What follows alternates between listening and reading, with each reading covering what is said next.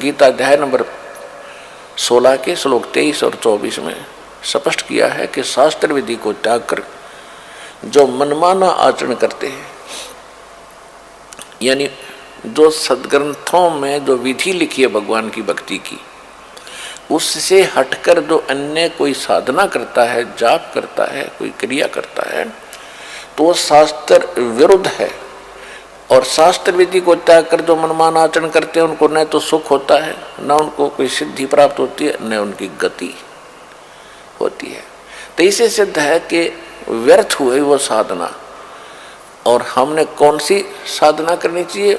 24वें श्लोक में 16वें अध्याय के गीता में लिखा है कि इससे तेरे लिए अर्जुन कर्तव्य और अकर्तव्य की अवस्था में, यानी कौन सी साधना करनी चाहिए और कौन सी ना करनी चाहिए, सदग्रंथ ही प्रमाण है।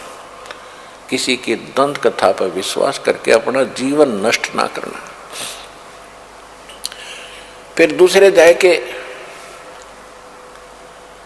53वें श्लोक में श्रीमद् भगवद गीता में लिखा है कि जिस समय अर्जुन तेरी बुद्धि भ्रमित करने वाले भिन्न भिन्न प्रकार के विचारों से हटकर एक तत्व ज्ञान पर, परमात्म ज्ञान पर स्थिर हो जाएगी, तब तू योगी होगा, यानी भगत बनेगा, योग को प्राप्त होगा।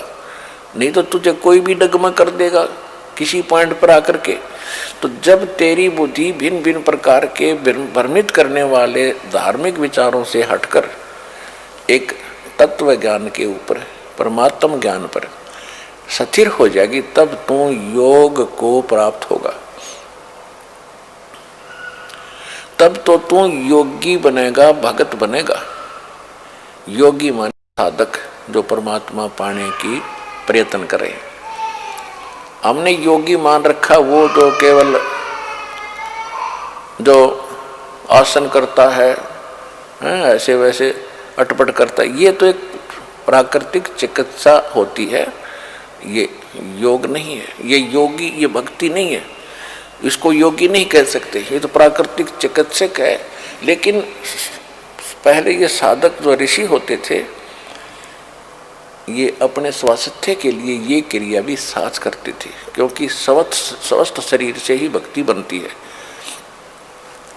ये योग जो है भक्ति के लिए एक सहयोगी है, ना कि इसे मोक्ष नहीं है। भक्ति का मीन स्वास्थ्य रखने के लिए पहले और ये ऐसी वैसी साधनाएं नहीं थी। और विशेषकर ये ऋषि लोग ही जो ज़्यादा समय अपना बैठते थे, साधना करते थे। इनके पास और कोई काम तो था ही नहीं, क्योंकि सदग्रंथों को पढ़ना, जनता को समझाना। एक मजदूर व्यक्ति है, किसान व्यक्ति है, सारा दिन उसका तो अपयोग हो जाता है, सारा दिन मेहनत करता, धंधा करता, उसको जरूरत नहीं उस योग करने की, वो तो वैसे ही स्वस्थ रहेगा, खुली हवा में रहता है, सारा दिन काम करता है।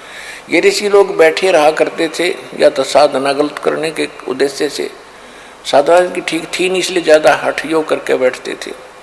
तो उसके लिए इन्होंने अपना योग साधना करनी अनिवार्य थी, सारा दिन बैठे रहने से शरीर खराब होता है। तो हम इन्हीं को देखकर फिर उसको भी एक साधन मान लिया भक्ति का। योग करना कोई अनिवार्य नहीं है जो मेहनत मजदूरी करते हैं। योग साधना करना कोई पाप नहीं, बुरा नहीं। जिनका बैठने का काम है वो योग कर सकते हैं, 10-20 मिनट, आध घंटा, जैसा समय मिले स्वास्थ्य के लिए। लेकिन योगी का अर्थ यहाँ गीता अध्याय नंबर 2 के श्लोक नंबर 53 में है, भगत से संबंधित है। तब तू भगत बनेगा, क्योंकि आप फिर डगमग नहीं हो सकते। इसलिए आपको सबसे पहले वो ज्ञान सुनाया जाता है। तो उसके लिए हमने अपने मन को रोकने के लिए, दृढ़ता पैदा करने के लिए, स्थिर रहने के लिए कुछ सहारा चाहिए। उसके लिए हमारे पहले तो आप दास ने बताया कि सदग्रंथ, जो सदग्रंथ हैं जिनको हम आज तक सत्य ज्ञान युक्त मानते रहे, प्रथम तो आप जी ने वो आधार बनाना है। दूसरे फिर हमारा जो दास आपको प्रमाणित करके दे रहा है कि इससे भी ऊपर उठ के एक ऐसा ज्ञान है, ऐसा सूक्ष्म वेद है, तत्व ज्ञान है, जिसमें इन ग्रंथों वाला ज्ञान तो है ही है, और जो इनमें नहीं है, इनमें किसी और से जानने के लिए कहा है, वो भी उसमें है। लेकिन वो भी एक वेद है, सूक्ष्म वेद है। जब इन वेदों को हमारे धर्मगुरु नहीं समझ सके तो सूक्ष्म वेद को समझना तो बहुत ही दूर की बातें हैं।